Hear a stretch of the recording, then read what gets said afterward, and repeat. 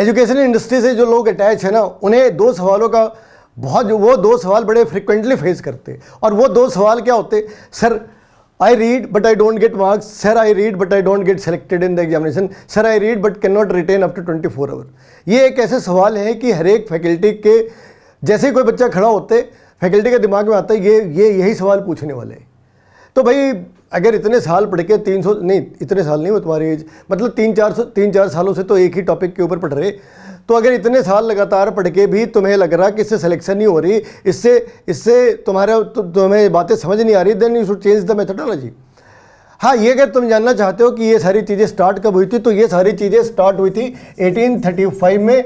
एक मैकॉले नाम का एक आदमी था, मैकॉले नाम का एक आदमी था। अगर तुम हिस्ट्री पढ़ोगे तो उसके नाम के आगे लॉर्ड लिखा होता है या वाइसरॉय लिखा होता है, ऐसे ही कुछ लिखा होता है। वो एक ईस्ट इंडिया कंपनी का, ईस्ट इंडिया नाम की एक कंपनी थी, और वो उसका कर्मचारी था, कर्मचारी स्टाफ। तो वो उसी कर्मचारी ने ये एजुकेशन पॉलिसी बनाई थी। हमारे क्या इतिहास देखने के नज़रिए हैं। भारत का नेपोलियन स्कंदगुप्त को कहते हैं, स्कंदगुप्त नेपोलियन से 1400 साल पहले पैदा हुआ था। भारत का शेक्सपियर कालिदास को कहते हैं, कालिदास शेक्सपियर से भी तकरीबन 1200 साल पहले पैदा हुए थे। तो एक दिमागी, ये एक मेंटल हैंडीकैप्टनेस थी, दिमागी विकलांगता है। और अगर आप हिस्टोरियन बनना चाहते हैं तो आपको दिमागी तौर से विकलांग होना जरूरी है, पता नहीं क्या क्राइटेरिया है लेकिन है। तो ये जो कर्मचारी था, इस कर्मचारी ने एक पॉलिसी बनाई, इसने एक पॉलिसी बनाई और उस पॉलिसी के अंदर उसने स्कूल बनाया। स्कूल का पर्पस क्या था भाई? स्कूल का पर्पस था child with brain should be converted into, must be converted into child without brain. अब मैकॉले के पॉइंट ऑफ व्यू से देखो तो बिल्कुल सही था वो। भाई वो क्या था? उसने ईस्ट इंडिया कंपनी चलाई थी, वो उस कंपनी का कर्मचारी था, उसे अपने नीचे फाइल उठाने वाले लोग चाहिए थे, उसके नीचे क्लीनर चाहिए थे, ड्राइवर चाहिए थे, उसे कौन से साइंटिस्ट चाहिए थे कि उसने कोई ऐसी पॉलिसी बनाई हो जिससे ब्रेन एक्टिवेट होता हो। उसने तो वही पॉलिसी बनानी है जो ब्रेन को परमानेंटली खत्म कर दे, डीएक्टिवेट कर दे। अब ये सवाल मेरे से मत पूछना कि 1947 के बाद भी वही पॉलिसी क्यों अप्लाई होती रही। ये मेरा डोमेन नहीं है आंसर करने का। एज ए फैकल्टी तुम्हें बताया कि ये प्रॉब्लम कुछ 50-25 साल पहले की नहीं, इतनी पुरानी प्रॉब्लम है। अब करे तो क्या करे भाई? चलो ये प्रॉब्लम है, काफ़ी पुरानी प्रॉब्लम है, करे तो क्या करे भाई? करना ये है कि सपोज जैसे ये सवाल है अपना, ठीक है ना, तो तुमने क्या देखा कि ये सवाल कहाँ पे है? ये स्पेक्ट्रोस्कोपी का सवाल है। ये सवाल कहाँ पे भाई? स्पेक्ट्रोस्कोपी का ये सवाल है, ये स्पेक्ट्रो का सवाल है। तो तुमने क्या करना है? तुमने जब भी तुम किसी चैप्टर को स्टार्ट करो, चैप्टर को स्टार्ट करने से पहले तुमने उनके कुछ पॉइंट्स लिखे। जैसे इसके अंदर क्या दे रखे होगी, इसके अंदर डेफिनेशन दे रखी होगी, इसके नीचे टाइप लिखे होंगे। तुम्हें उनके पॉसिबल टाइप्स लिखने हैं, तुम्हें उसके डेफिनेशन लिखनी है। इसके अंदर कुछ फॉर्मूले भी होंगे, इसके एप्लीकेशंस भी होंगे, और उन एप्लीकेशंस की अपनी लिमिटेशंस भी होगी। एप्लीकेशन भी होने हैं और उसकी अपनी लिमिटेशंस भी होनी है, ठीक है। तो अगर तुम इस तरीके से, क्योंकि इतने साल हो गए तो तुम्हें आइडिया तो लगे गया होगा कि इस चैप्टर के अंदर हमने पढ़ना क्या चाहिए। इतनी लॉजिकल एबिलिटी होनी चाहिए जहां तुम डॉट्स क्रिएट कर सको और उन डॉट्स को कनेक्ट कर सको। अगर तुम ये भी नहीं कर सकते तो तुम पढ़ किस ले रहे? अगर तुम्हें ये आइडिया ही नहीं कि चैप्टर के अंदर क्या पढ़ना है तो पढ़ के अपना टाइम क्यों खराब कर रहे? तुम्हारी मेंटल इन्वॉल्वमेंट नहीं है। अगर तुम्हें ये नहीं पता कि चैप्टर के अंदर होगा क्या, तुम क्या पढ़ने जा रहे हैं, इसका मतलब है तुम्हारी मेंटल इन्वॉल्वमेंट है ही नहीं। तुम बस इससे पढ़ रहे क्योंकि आजू बाजू के लोग तुम्हें पढ़ता हुआ देख ले। मतलब पढ़ाई और पढ़ाई की एक्टिंग दो अलग चीज़ें हैं। अगर तुम्हें पढ़ाई की एक्टिंग कर रही है उससे बेहतर है तुम एक्टिंग कर लो। पढ़ाई की एक्टिंग करके अपने पैसे खराब कर, अपने घर वालों के पैसे खराब करना, अपना टाइम और अपने पैसे खराब करना, ये कोई जुडिशियस सी चॉइस नहीं है। ये एक बेवकूफ़ी है, अल्ट्रा किस्म की बेवकूफ़ी है। तुम्हें एक्टिंग कर रही है, एक्टिंग कर लो, और बहुत सारी चीज़ें कर सकते हैं। ऐसा किसी ने नहीं कहा कि हर एक इंसान को पढ़ना चाहिए, ऐसा किसी ने नहीं कहा, और ऐसा होना भी नहीं चाहिए। हर एक इंसान पढ़ने के लिए बना हो ऐसा ज़रूरी नहीं है। तो क्या है भाई, तो पहले तो तुमने क्या करे, पहले तो तुमने किसी भी टॉपिक के ऊपर पहले तुमने एज्यूम करा कि इसके नीचे क्या क्या चीज़ें हो सकती है। फिर तुमने इसे पढ़ना स्टार्ट करा। सबसे पहले देखा डीशिल्डिंग लिख रखा है।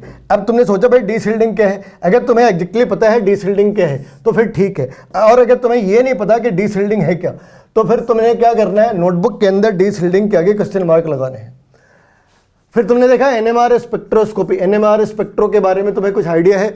तुम्हें आइडिया होगा कि तो भाई इसके अंदर सिग्नल्स पिक, इसके अंदर सिग्नल्स कौन से हैं, पिक कौन सी है, बेस कौन सी है, क्या हम यूज़ करते हैं। अगर तुम्हें आइडिया है तो फिर ठीक है, अदरवाइज तुमने इसके आगे भी क्वेश्चन मार्क लगाया और यहाँ से यहाँ पे पढ़ते हुए तुमने 4 या 5 क्वेश्चन मार्क लगाए। क्वेश्चन तुमने अभी सॉल्व नहीं करना है, तुमने पहले क्वेश्चन के अंदर या जो टेक्स्ट है उस टेक्स्ट के अंदर जो चीज़ें अनडिफाइंड है या जो डिफाइंड भी है मगर तुम्हें पता नहीं, पहले वो चीज़ें ख़त्म करनी है। कॉन्सेप्ट पॉइंट ए से बी की तरफ तभी मूव करना है जब ए क्लियर हो। कल देखेंगे, परसों देख लेंगे, बाद में देख लेंगे, ऐसा करते हुए ज़िंदगी ख़त्म हो जाती है, लेकिन लोग देख नहीं पाते। और सबसे ज़्यादा बैकलॉग और सबसे ज़्यादा स्ट्रेस इन्हीं बातों से क्रिएट होता है कि तुम्हें ये नहीं पता कि जो तुमने पीछे पढ़ा था उसकी अगले टॉपिक के साथ कनेक्टिविटी क्या है। और जब तुम्हें कनेक्टिविटी नहीं मालूम, जब तुम्हें लॉजिक नहीं मालूम, तो ये तुम्हारे दिमाग के अंदर रिटेन रह ही नहीं सकती, क्योंकि दिमाग उसी डाटा को रिटेन रखता है जिसके साथ उसकी इमोशनल इन्वॉल्वमेंट है और जिस डाटा को उसने आसानी से डिकोड कर लिया। तुमने बहुत सारे डेफिनेशंस डाल दिए, बहुत सारी चीज़ें डाल दी, ब्रेन ने तुमसे पूछा क्यों डाल रही, कूड़ा कर समझ रखा है। तुमने कहा अभी कुछ मत बोलो, अभी हमें डालने दो, तो ब्रेन ने कहा ठीक है डालते रहो, हमने इसे प्रोसेस ही नहीं करना। तो ब्रेन ने क्या करा, उस डाटा को अनप्रोसेस छोड़ दिया, 24 घंटे बाद तुम भूल गए। तो तुम्हें क्या है, जब तक तुम्हें ये समझना है कि ये इक्वेशन क्यों दे रखी है, इस इक्वेशन का एप्लीकेशन क्या है और क्या ये किसी पिछले चैप्टर के साथ कनेक्टेड है, क्या ये आगे कहीं इस्तेमाल हो सकते हैं, अगर ये सारी चीज़ों की कनेक्टिविटी नहीं है, क्लैरिटी नहीं है, तो तुम्हें आगे नहीं बढ़ना चाहिए, ये एडवाइजेबल नहीं है। ऐसा करके तुम सिर्फ अपना टाइम ख़राब कर रहे और कुछ नहीं कर रहे। कई बार क्या होता है, लोग कहते हैं सर पूरी बुक पढ़ ली, पूरी बुक पढ़ ली, 2 बारी चैप्टर पढ़ लिया मगर कुछ समझ ही नहीं आया। ऐसी प्रॉब्लम होती है, अक्सर उन लोगों के साथ होती है जिनकी पुअर कॉन्सेंट्रेशन होती है और या फिर जिनकी रिटेंटिविटी कम होती है या फिर जो मेंटली थोड़े ज़्यादा अनस्टेबल किस्म के लोग होते हैं। इसका तरीका क्या है? इसका तरीका ये है कि चैप्टर स्टार्ट करने से पहले उसके क्वेश्चन बैंक पढ़ लो, जाके देखो 10 सवाल तुम बना सकते क्या। अगर तुम नहीं बना सकते तो ब्रेन तुम्हें बार बार इस चीज़ के लिए वो तुम्हें ताने देगा, तुम्हें कुछ नहीं आता, तुम्हें कुछ नहीं आता, तुम्हें कुछ नहीं आता। तो जब तुम अगली बार टेक्स्ट पढ़ रहे होगे तो ब्रेन क्या कर रहा होगा, उन सारे अनआंसर्ड क्वेश्चन के आंसर निकालने की कोशिश कर रहा होगा। और जो तुम्हारी टाइम की जो यूटिलिटी है, जो प्रोडक्टिविटी है, वो पहले वाले मेथोडोलॉजी से बहुत ज़्यादा होगी। तो अगर तुम्हें कभी भी ये देखना है कि चैप्टर की क्लैरिटी, एक बार पढ़ के चैप्टर की क्लैरिटी आ जाए, तो अगर ऐसा करना है तो इसके लिए तुम्हें पहले चैप्टर पढ़ना चाहिए, पहले चैप्टर के पीछे के एक्सरसाइज पढ़नी चाहिए, चैप्टर के पीछे के एक्सरसाइज पढ़नी चाहिए। एक बार एक्सरसाइज पढ़ी फिर चैप्टर पढ़ा, तुम्हारे दिमाग के पास एक डेफिनेट टारगेट है और दिमाग उन टारगेट्स को चेज कर रहा है। जब तुमने एक्सरसाइज नहीं देखी, जब तुमने ये नहीं देखा कि इसके ऊपर सवाल कौन से आ रहे, तो फिर दिमाग के पास कोई टारगेट ही नहीं।